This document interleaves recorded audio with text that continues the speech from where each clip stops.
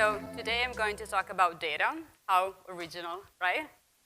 But I will not talk about technology. I will definitely not talk about big data, which is a wonderfully ambiguous term. I'll talk about human touch in data, handcrafted and even imperfect data instead, and serendipity and data, because data's true value is always unexpected, often unexpected. And I'll definitely talk about small data. So in my profession, I work as a professional in the data world, and I design charts, data visualizations, and interfaces that let people access data in a visual way. And I run a design firm called Accurat that I co-founded 5 years ago. We are a team of 20 designers, data analysts, software developers, and we work across different industries, designing different kind of data-driven digital products for businesses and communication purposes.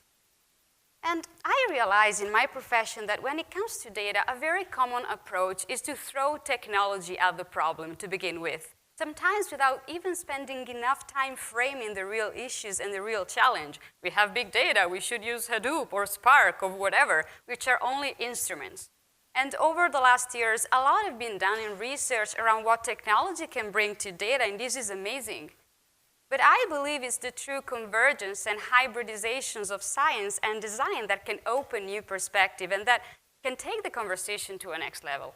Because when we work with information, it is so easy to get fascinated by the quantities, the variables, the numbers. It's so easy to lose track of what numbers really mean and what it's important to display. With my company, we do work with business and organization, and for them, we do build software and custom analytic platforms, and we definitely do work and experiment with technology a lot. But we also try every time to look at any of their data problem with a design approach from the very early stage. A design approach to focus on framing the right questions and ultimately to reconnect numbers to what they stand for, people and behavior.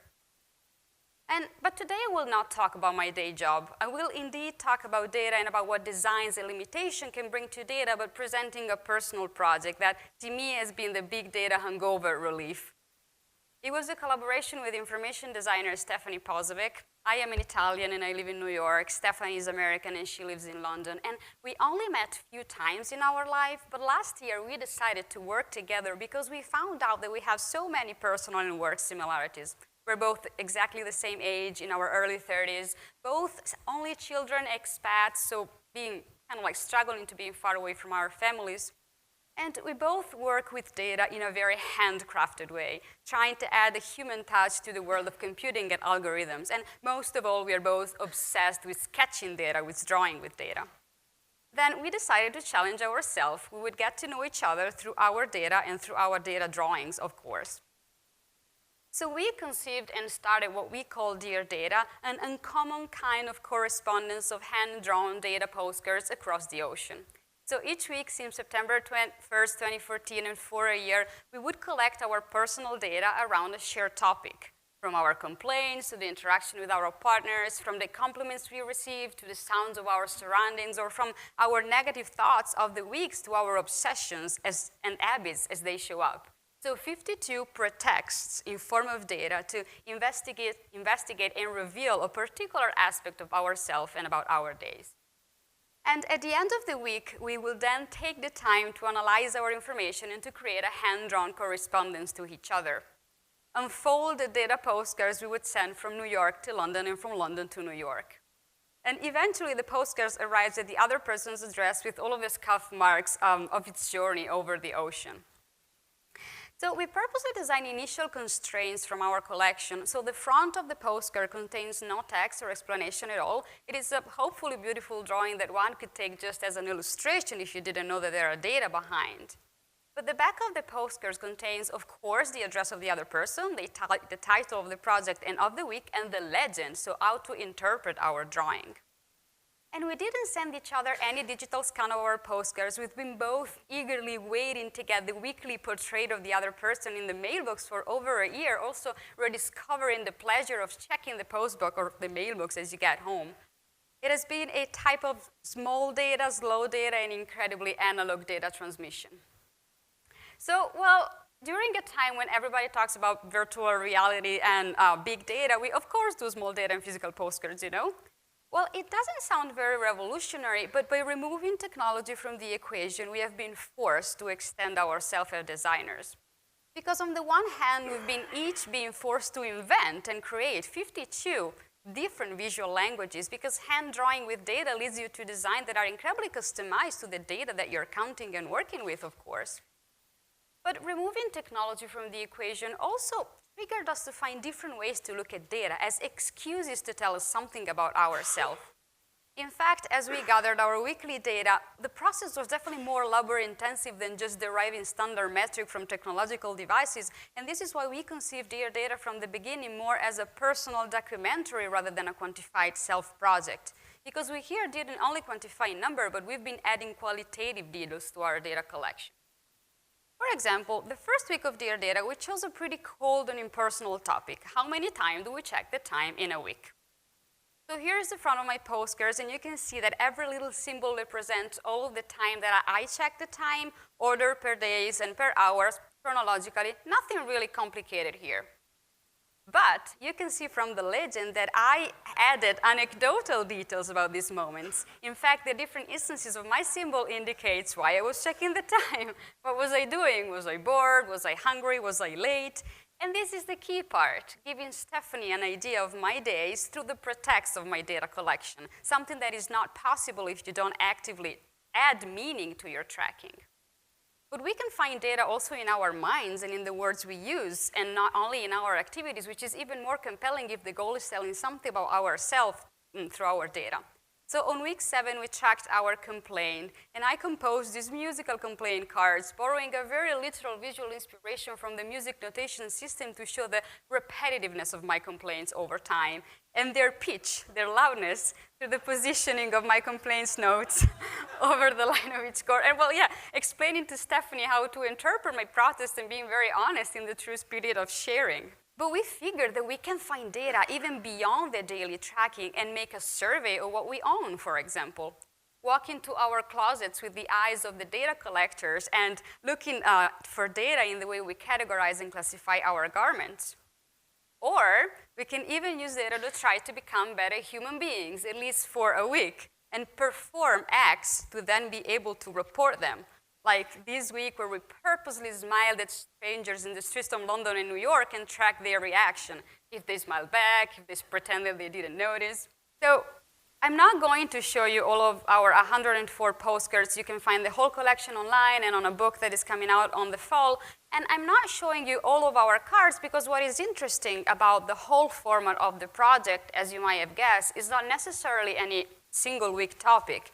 These are, again, pretext to log moments of our days and glimpses of our personality. And what has interested us the most was really the composition of the portrait of the other person through these fragments of her nature with this format. And every week and for a year, we've been able to add little pieces to the puzzle of the other person through her data. Over a year, Stephanie and I shared really everything about ourselves through the excuses of our data. We truly became friends with our data, and she's right now one of the closest person in my life, despite the geographic distance and despite we really have met only a few times in our life. But most of all, we changed the way we look at data even in our profession. In fact, we've found that this small, very human scale we've been working on has opened the idea of data to a wider audience and made it more approachable. We've been surprisingly engaging with so many people outside the data community. Because what we both found with personal projects is that it's often difficult to get people to understand what big data is, for example, of what open data is if they don't know and fully understand what data is in the first place. And well, with this project, we wanted to show that data can be a state of mind and can be an attitude more than a matter of skills and tools. We can really find data all around us if we put on the right glasses and the right state of mind. And moreover, data can definitely become, or is it already, a new form of correspondence, a new form of language, because data is ubiquitous, a really universal present, and we can use data to write more personal and intimate narrative, and I really argue that. So, well, I'm not suggesting you to start drawing your personal information or to find a pimple across the ocean, even though we are doing a little experiment here shortly. But anyway, it is of course not imaginable that we all hand-drawn our data in our daily job, but experimentation of that kind, where we radically limit ourselves and where we drastically limit our tools and possibilities, really can teach us a lot about the perspective we look at all kinds of data from. And well, the hand work was painful, it was laborious, it was demanding, and think about that. You can't undo, you just can't. It's so frustrating when the postcard comes up very nicely and you make a mistake and you have to start from scratch. But I think that there is a value in spending time with data. In this specific project, since it was a process of discovery about ourselves, by hand counting our data and analyzing it manually, we got to know ourselves at a deeper level. But in general, we live in a moment where personal data are proliferating and increasing in number and types, and we all have multiple apps that can detect, aggregate, and visualize our data for us. But to gain real meaning from this data, we should engage in a practice of sense-making, of interpretations of these numbers according to our personal stories, our behavior and routine, our context. And personal data aside, maybe we have to spend more time with data in general. Because if you think about it, even when we work with big data, the whole point is making it more meaningful, more contextual. It's all about making it smarter, smaller, understandable. So for sure, data is not only a matter of technology, it's mostly a matter of how we collect, process, and relate with information.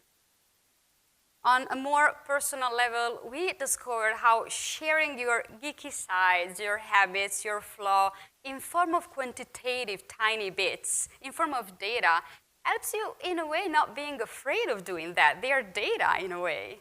And that leads really to connect with each other at a deeper level. Ultimately, when we think with data in our life, we always associate it with more efficiency, more automation. And if I can leave you with one thing today, is that I argue that we can absolutely use data to become more human and to connect with ourselves and with others at a deeper level if we design the right way to do that. Thank you.